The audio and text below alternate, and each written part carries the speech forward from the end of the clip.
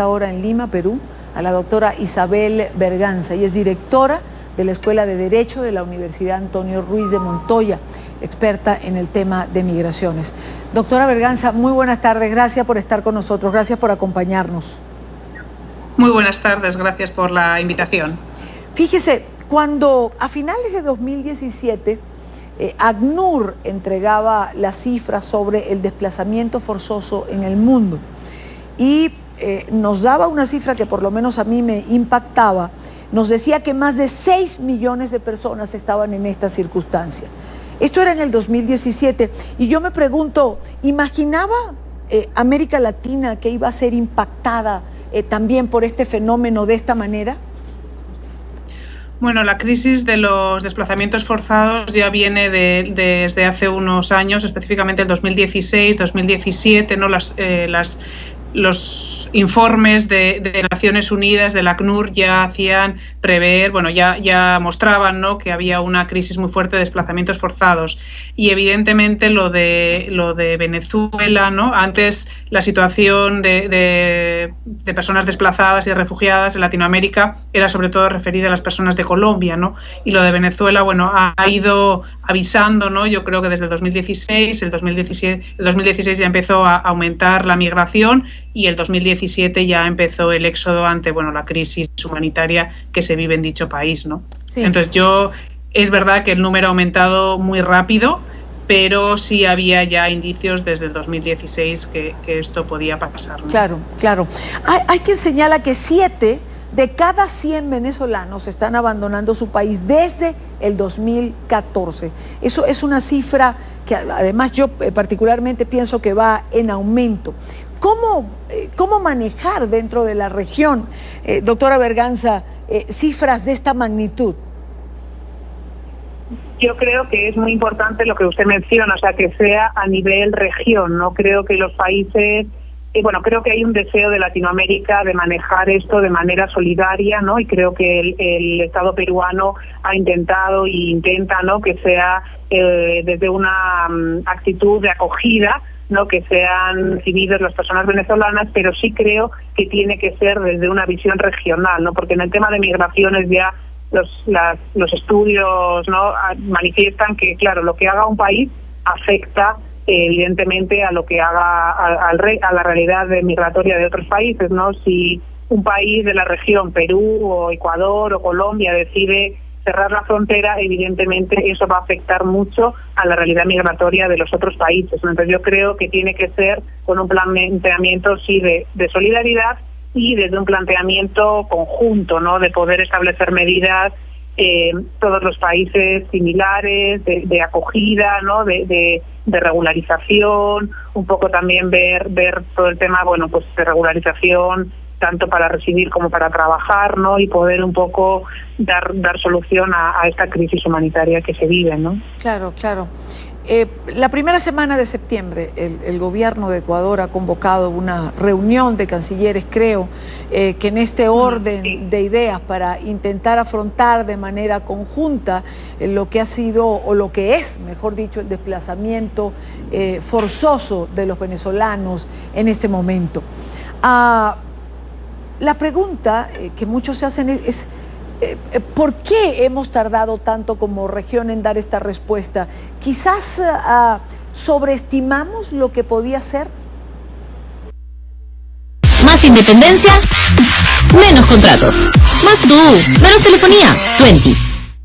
Yo creo que a nivel región se ha venido intentando trabajar esto en conjunto. No creo que la declaración del Grupo de Lima que hubo el año pasado manifestaba un poco el deseo de trabajar conjuntamente este tema, ¿no? Y además un poco de denunciar la situación que se vive en Venezuela, porque al final es cierto que la causa de esta crisis humanitaria al final es la situación que se vive en Venezuela, y si eso no se mejora, evidentemente el éxodo va a continuar, ¿no? Entonces yo creo que sí ha habido un intento, pero es cierto que los intentos regionales de manejar, de gestionar las migraciones no son fáciles. En Europa también ha habido un intento, hay un avance, sin embargo también, ¿no?, con la crisis que se vive en Europa de la llegada de refugiados, también está resultando costoso a los países, ¿no? Porque por una parte aquí se discute un poco la soberanía de cada país, por otra parte un poco la solidaridad y el que hay países que tienen también mayor capacidad de acogida, pero a la vez el tema de migración siempre es un tema políticamente espinoso y que hay que saberlo cómo tratar con las poblaciones, ¿no? Entonces yo creo que sí ha habido un intento por parte de la región de trabajarlo conjuntamente, sin embargo no se han podido llegar a acuerdos importantes, ¿no? Y entonces los países, bueno, pues han ido un poco tomando medidas individuales o estatales, ¿no? Entonces creo que esta reunión en Quito es un intento más porque los países son conscientes, ¿no? Que si uno cierra las fronteras, al final va a tener consecuencias en el país de al lado, y yo creo que los estados no quieren esto, ¿no? Entonces creo que están haciendo otro intento de poder gestionar, pero evidentemente el éxodo es tan numeroso, como usted mencionaba. El otro día yo también oía cifras de Naciones Unidas que 5.000 venezolanos están abandonando cada día el país, ¿no? Entonces está siendo un éxodo masivo muy rápido, que evidentemente tanto como para los estados como para las sociedades es un reto importante, ¿no? Y luego, por ejemplo, en el caso de Perú, también es un país que no está acostumbrado a ser un país de acogida, ¿no? Si bien ya a raíz de la crisis del 2008, sí es verdad que ya habían estado viniendo colombianos, habían llegado también personas españolas. Sin embargo, las instituciones no están preparadas para acoger a extranjeros, el sistema no está preparado, ¿no?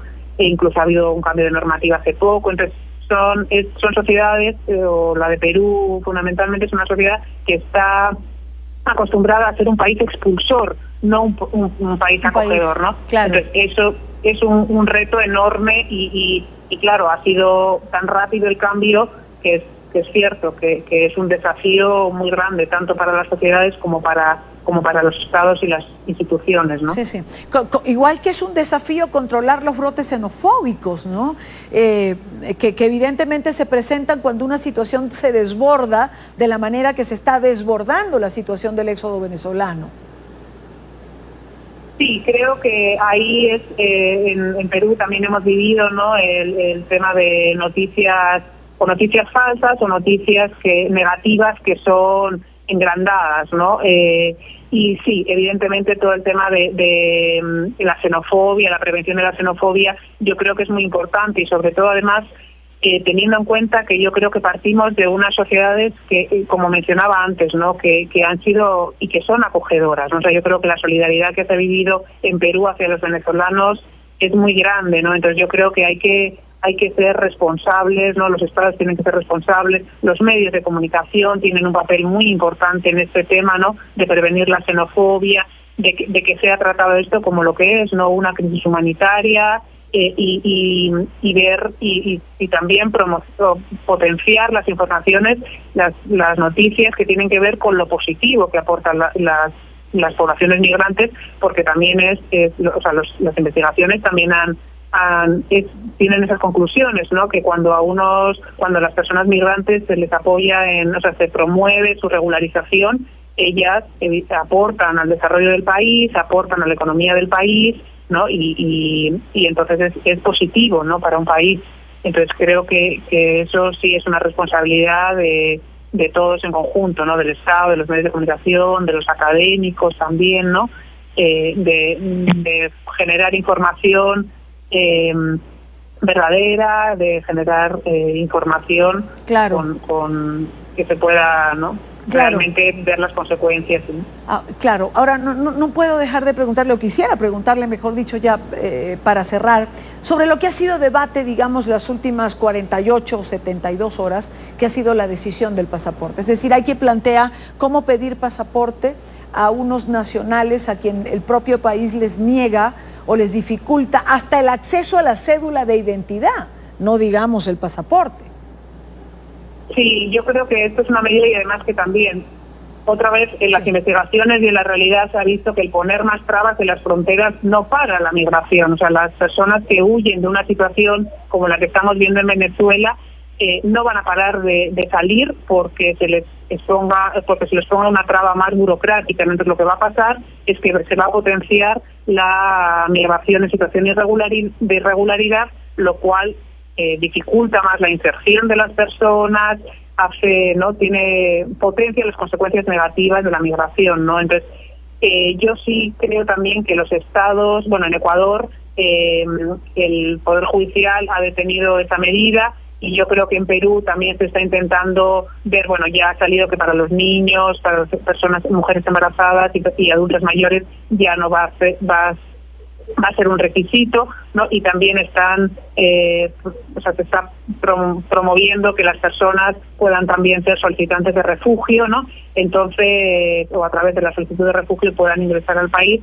Pero sí, el poner más barreras no trae consecuencias positivas. Incluso con el tema de seguridad también, al final lo que pasa es que las personas pasan por frontera no registrada, se da más poder a las mafias que trafican con personas, incluso a las mafias que se dedican a la trata de personas, y se pone en mayor riesgo a las personas, ¿no? Eso se ve en la frontera de México con Estados Unidos, se ve en el Mediterráneo actualmente, ¿no? Al final lo que genera poner más barreras es mayor riesgo para las personas que están migrando, y al final fomentar la migración en situación de irregularidad, ¿no? Lo cual creo que no es ni positivo ni para los países ni para las personas, ¿no? Evidentemente. Quiero darle las gracias a la doctora Isabel Berganza, directora de la Escuela de Derecho de la Universidad Antonio Ruiz de Montoya, experta en el tema de migración. Muchísimas gracias por acompañarnos. Muchísimas gracias a ustedes.